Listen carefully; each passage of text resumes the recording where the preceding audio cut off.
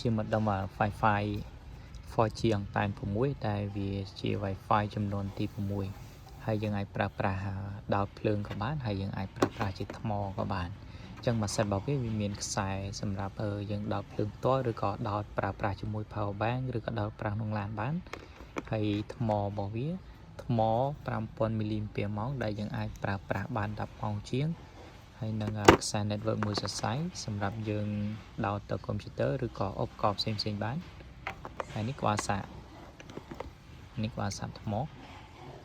ឬក៏សាកភ្លើងបានហ្នឹងហើយនៅ